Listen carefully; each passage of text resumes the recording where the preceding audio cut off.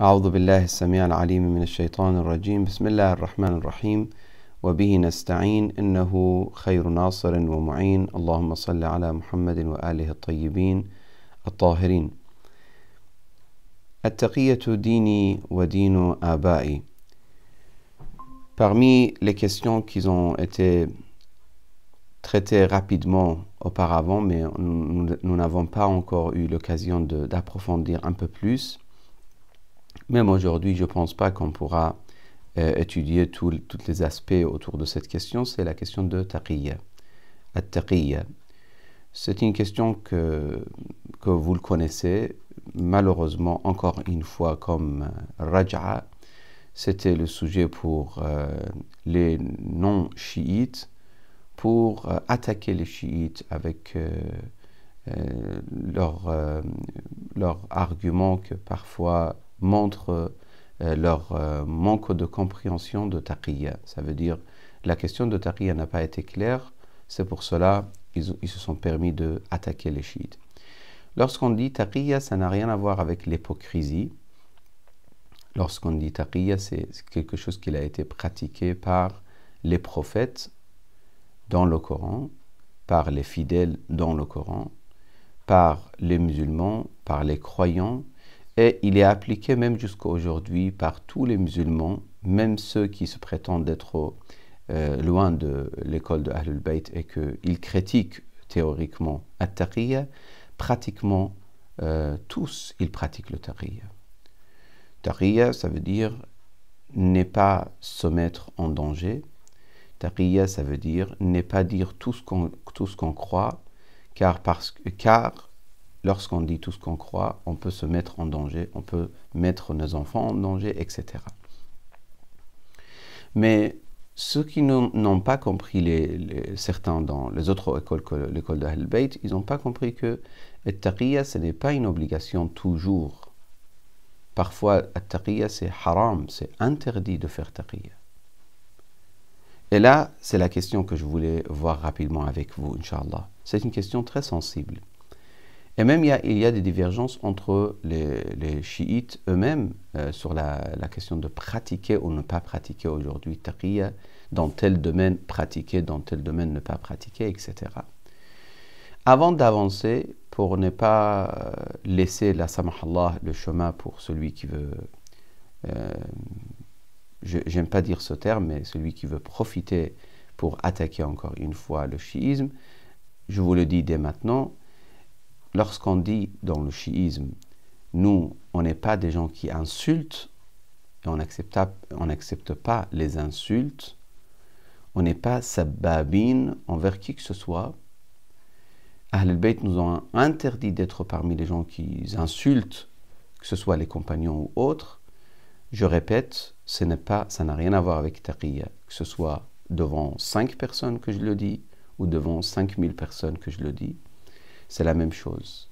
Les chiites, les partisans de Ahlul Bayt alayhimus salam, ils n'ont pas comme méthode le fait d'insulter, etc. Oui, éclaircir l'histoire, oui. Considérer quelqu'un est loin de rahmatillah, oui. Ça veut dire telle personne, il a fait tel acte, donc il s'est éloigné de rahmatillah, de la miséricorde d'Allah subhanahu wa ta'ala. Ça c'est oui, il n'y a aucun doute dessus, et ça c'est quelque chose tout à fait logique, le Coran le fait, le prophète le fait.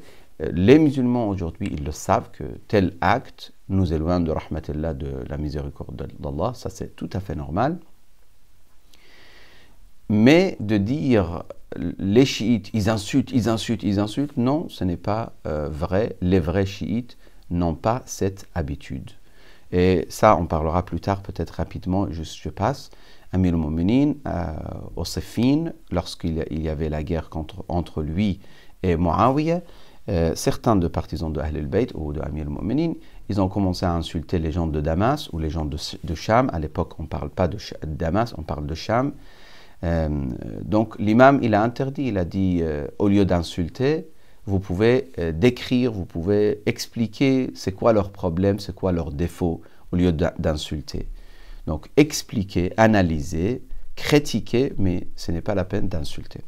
C'est pour ça, il faut que ça soit clair. Maintenant, at-taqiyya, c'est une chose, ou c'est une croyance, dogme, si vous voulez, absolument important dans le chiisme, car de toute façon, c'était parmi les meilleurs moyens pour survivre, pour laisser les gens vivre, les chiites vivre jusqu'à aujourd'hui.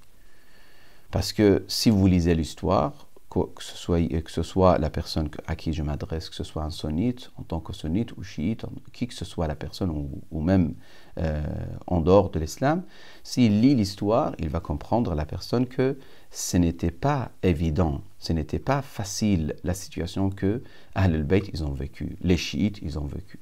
Les chiites ils ont été tués, persécutés, ils ont été menacés, ils ont été prisonniers, etc., etc. Et c'était pendant des siècles, cette situation, jusqu'à ce que, quelques siècles plus tard, ils ont eu une période de tranquillité, on va dire 4e siècle, à peu près 4e siècle, fin de 3e siècle, au début du 4e siècle, pendant une période. Après, toujours les problèmes se reprennent jusqu'à l'époque de, à peu près, Safawiya, que ça commence à redonner un peu de pouvoir aux chiites, etc. En sachant que ça ne veut pas dire que je suis en train de dire les Safawites, ils ont été des rois justes, etc. Absolument pas. Comme les Abbassides, ils n'ont pas été des rois justes, comme Bani Umayya, ils n'ont pas été des califes justes. Dans les Safawites aussi, il y avait des justices, il y avait injustice absolument. Et jusqu'à la venue de Imam al-Mahdi, on n'a jamais prétendu que une personne représente Ahl al-Bayt à la hauteur de Ahl al-Bayt eux-mêmes. Absolument pas. Nous, on attend la réapparition de Imam al-Mahdi, salamullah alayh, que lui, il va être celui qui remplit ce bas monde de la justice. Donc, cette méthode at-taqiyya, il a été connu chez Ahl al-Bayt, il a été connu chez les compagnons de Ahl al-Bayt également, car c'était la seule solution devant eux. Mais maintenant, j'aimerais bien vous dire que taqiyya, ce n'est pas toujours obligatoire. Taqiyya, ça peut être obligatoire, ça peut être recommandé, ça peut être neutre, ça peut être détestable, ça peut être interdit. Ça veut dire carrément haram. Parfois, de faire taqiyya, c'est haram.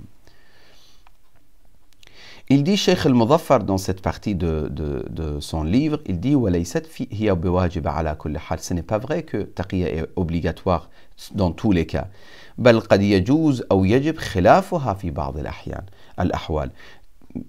Plutôt, parfois, ça sera obligatoire de ne pas faire taqiyya.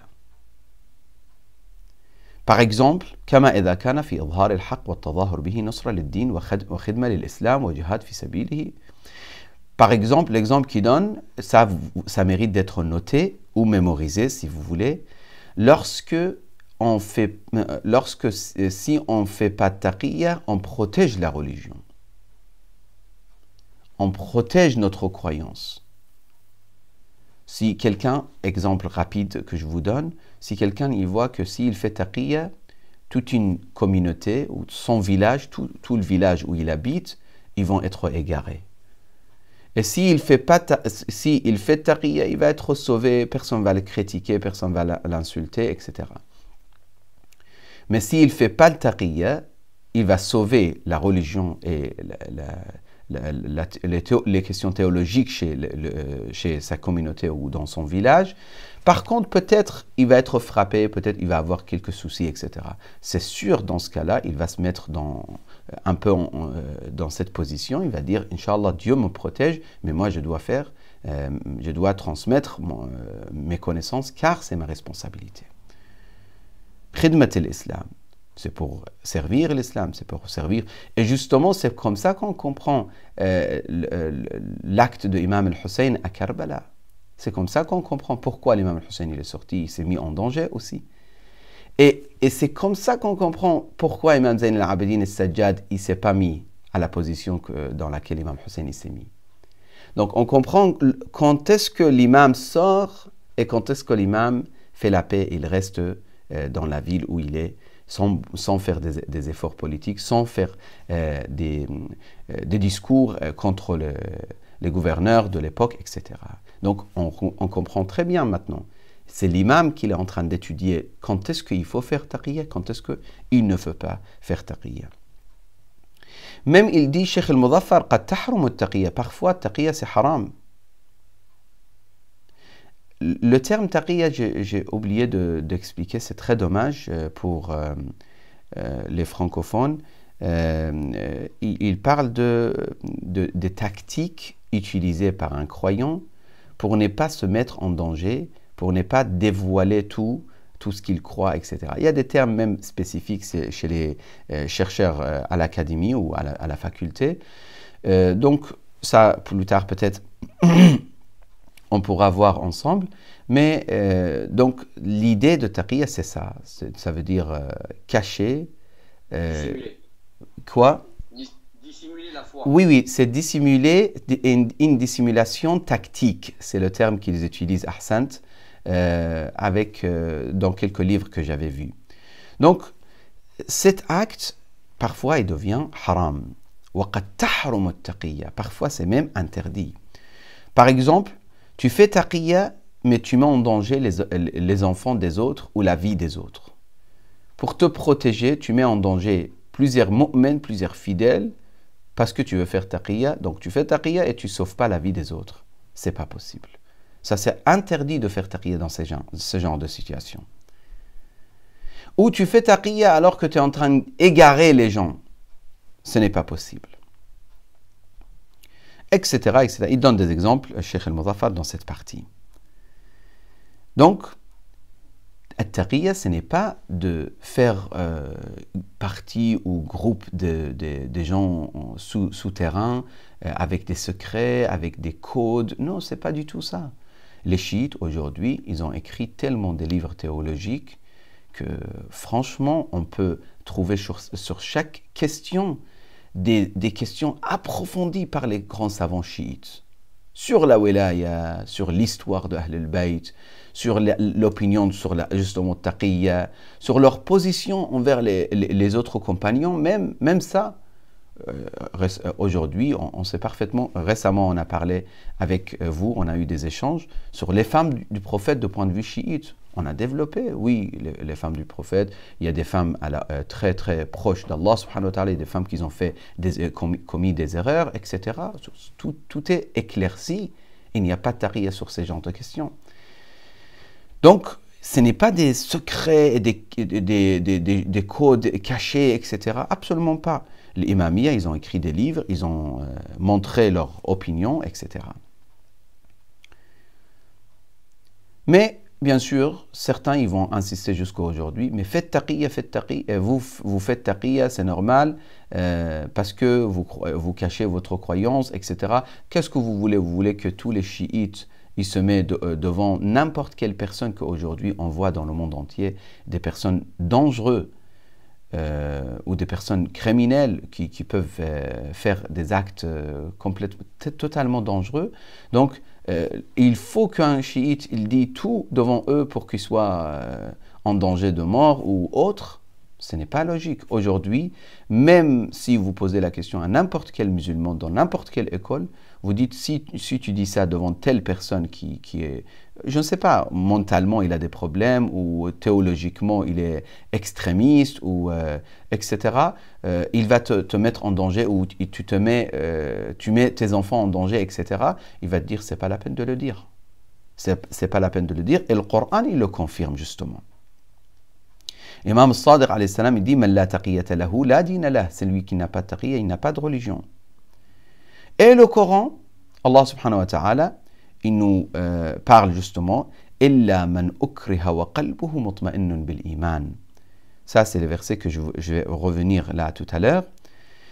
Ou dans un autre verset, surat oui, c'est illa an tattaqu minhum tuqah. Donc, sauf si vous faites ça pour vous protéger des ennemis. Et encore, وَقَالَ رَجُلٌ مُؤْمِنٌ مِنْ آلِ فِرْعَوْنَ يَكْتُمُ إِيمَانَهُ. Un fidèle parmi les gens de Pharaon, il a dit, alors qu'il cachait sa foi. Le Coran, il le déclare comme un vrai fidèle qui cachait sa foi et il n'y a aucun problème. Donc, sur les arguments coraniques, moi, je ne vais pas me baser parce que le temps, on a décidé que notre échange soit vraiment pas très très long non plus. Donc, je me focalise sur juste l'histoire de Ammar, si vous me permettez. Dans le hadith, il dit Yasser wabnuhu Ammar wa mra'atuhu Sumayya qubida alayhim. Donc, on a les gens de Quraysh, ils ont attrapé, ils ont prisonnier Ammar et ses parents, Yasser et sa mère. Les gens de la Mecque de l'époque, et ils ont commencé à torturer Ammar et ses parents. Avec des tortures qui ont été mentionnées dans l'histoire, très très injustes. Et ils disaient, les gens de Quraysh, que vous serez sauvés si vous insultez Mohammed. Et vous respectez nos dieux ou nos idoles. Ammar, il a accepté de donner tout ce qu'ils ont demandé avec les propos, ça veut dire pas avec son cœur, absolument pas. Le hadith dit فَأَمَّا عَمَّارْ فَأَعْطَاهُمْ بِلِسَانِهِ. Il leur a donné avec sa langue ce qu'ils voulaient. Mais ses parents, ils ne l'ont pas fait. Les parents, ils ont été tués. Rasulullah sallallahu alayhi, il a été, ils ont transmis la nouvelle à notre noble prophète, ou cette information. Alors que, malheureusement, les gens, ils ont commencé à dire que Ammar, il a été kafir. Parce qu'il a dit telle et telle chose. Le prophète, il a dit Kalla, inna Ammaran mali'an iman, min qarnihi ila qadamih. Ammar est rempli et plein de foi, de la tête jusqu'à ses pieds. Après, faqala ya Rasulallah, Ammar, il s'est adressé à notre noble prophète avec les larmes dans les yeux et beaucoup de tristesse. Il a dit, ô prophète, ils ne m'ont pas laissé partir sans que je commence à dire des propos déplacés à ton égard. Et j'ai respecté leurs idoles. Le prophète, il commence à essuyer les yeux de Ammar et il lui dit s'il revient vers toi et il te menace, il te frappe, il te torture, refais la même chose. Et le verset coranique que je viens de mentionner tout à l'heure, il parle exactement de Ammar ibn Yasir lorsque cette histoire est arrivée. Allah subhanahu wa ta'ala, il parle de taqiyya dans ce verset. Illa an tattaqu minhum tuqat, dans un autre verset, ou dans le verset de Ammar également, Allah subhanahu wa ta'ala parle de cet aspect. Un autre hadith, et si vous me permettez, je termine. عن أبي بصير عن أبي عبد الله عليه السلام قال التقية من دين الله. Donc, Imam al-Ja'far al-Sadiq, il dit التقية, c'est parmi les choses, les points de la religion de Dieu. قلت من دين الله. Quelqu'un, il était là devant l'imam, il dit de la religion de Dieu, ça veut dire pour lui, c'était difficile de comprendre que pourquoi التقية, ça sera la religion de Dieu. Après, l'imam, il dit et wallah min dinillah. Je jure par Dieu que c'est une partie de la religion. وَلَقَدْ قَالَ يُوسُف. Yusuf a dit أَيَّتُهَا الْعِيرُ إِنَّكُمْ لَسَارِقُونَ. Il s'est adressé aux voyageurs qui venaient de son pays en disant vous êtes des voleurs ou vous avez volé quelque chose. وَاللَّهِ مَا كَانُوا سَرَقُوا شَيْئًا. Alors que l'imam il dit par Dieu ils n'ont pas volé ce jour-là quelque chose. Plutôt, vous connaissez l'histoire, c'est Youssef qui l'a ordonné, alayhi salam, le prophète Youssef a ordonné de mettre quelque chose dans leurs affaires avant de rentrer chez eux. Car il avait l'idée de garder Benyamin, etc. وَلَقَدْ قَالَ إِبْرَاهِيمُ. Ibrahim, alayhi salam, il a dit إِنِّي سَقِيم, je suis malade aujourd'hui. وَاللَّهِ مَا كَانَ سَقِيمًا. Je jure par Dieu, il n'était pas malade, Ibrahim, ce jour-là. وَاللَّهِ مَا كَانَ سَقِيمًا. C'est pour ça, et l'imam, alayhi salam, dans d'autres hadiths, ils expliquent cet aspect. Donc, la question de taqiyya, pour terminer, n'est pas quelque chose permis dans n'importe quelle situation. Dans certaines situations, c'est interdit. Dans certaines situations, c'est détestable. Dans certaines situations, ça devient nécessaire et obligatoire. Et ce n'est pas de mentir. At-taqiyya, ce n'est pas de mentir. Si, par exemple, je donne un exemple et je termine, si on étudie l'époque de l'imam Ali alayhi salam et Bani Umayya, il tenait quelqu'un comme ça dans la rue et lui disait: est-ce que tu considères Ali comme comme imam et supérieur aux autres compagnons, etc. La personne, il dit oui, il est tué tout de suite, sans utilité, sans laisser des traces, sans sauver l'islam, sans protéger qui que ce soit, sans propager sa foi, rien. Juste comme ça, il est tué. Et Ahl al-Bayt, alayhi salam, ils n'ont pas voulu ça pour les fidèles, ils ont voulu qu'ils le sauvent. Donc, ce n'est pas la peine de dire exactement ce que tu penses lorsque tu es en danger. Et là, comme je vous ai dit, aujourd'hui, les musulmans, tous les musulmans, ils pratiquent cette chose. Lorsqu'ils pensent quelque chose et qu'ils pensent, ce n'est pas le moment de le dire, ils ne le disent pas. Et d'ailleurs, celui qui dit tout ce qu'il pense, il n'a pas de sagesse. أقول قولي هذا وأستغفر الله لي ولكم وصلى اللهم على سيد الأنام محمد المصطفى وآله الطيبين الطاهرين.